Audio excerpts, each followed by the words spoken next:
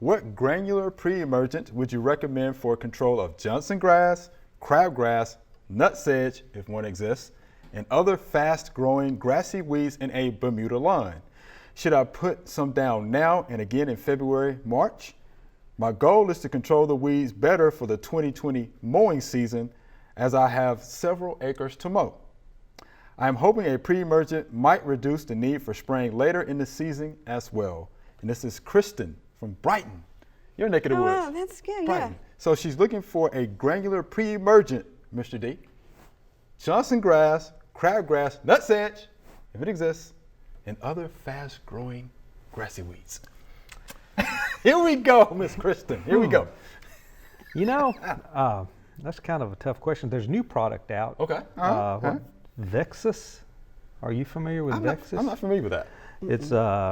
It's a granular post-emergent product that's supposed to be good on the sedges. Okay. Now, I don't know how. I don't think it's that good on crabgrass or Johnson grass. Pre's liquid Okay. prowl. Okay. Okay. Pendimethalin has some activity, but it's not granular. Right. Now, do you guys know of anything else? I know one granular, well, I thought. Well, it's Snapshot. Snapshot is granular. Yeah. Snapshot? Right. So Snapshot, Johnson grass is on the label, crabgrass is on the label, and some of your other grassy weeds, but not nutsedge. Not sedge. Right. Right. Yeah. Right. So, a combination of these materials might give you some. Yeah. Snapshot for sure. It's good thinking. Oh, it is. Yeah. Yeah. Good thinking. Once you get ahead of it. Pre's. I like using pre-emergent products.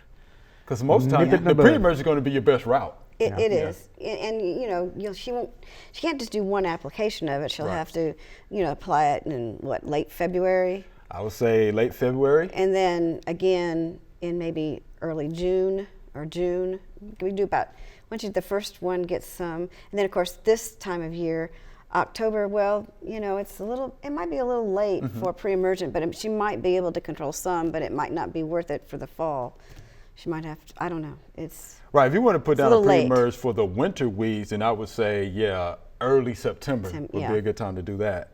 But right, for your summer annual weeds and some of your perennial weeds, February, late February is going to be the best time to do that. Yeah, that's right. At least with for a the granular first. pre-emergent. Yeah, for the first, and you have to go by which product, because different products do different things. Right, And our sure. Snapshot says it's got 6 months. Right.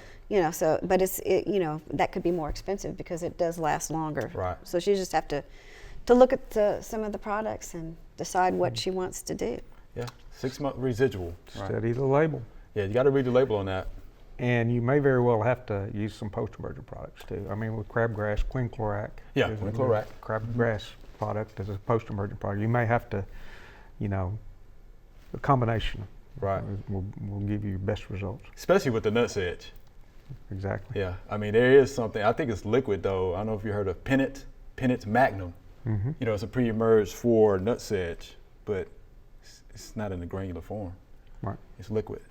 But then if you do have nutsedge, you're gonna have to use Image. It's one, control it that way. So that's gonna be tough. But no, I like the fact that she's trying to get ahead of this. Yep. All right. And of course, Good there might be some perennial weeds still left. That are going to come up. She'll have to do some spot spraying, maybe with something to get those that come up. Right. But I like her idea.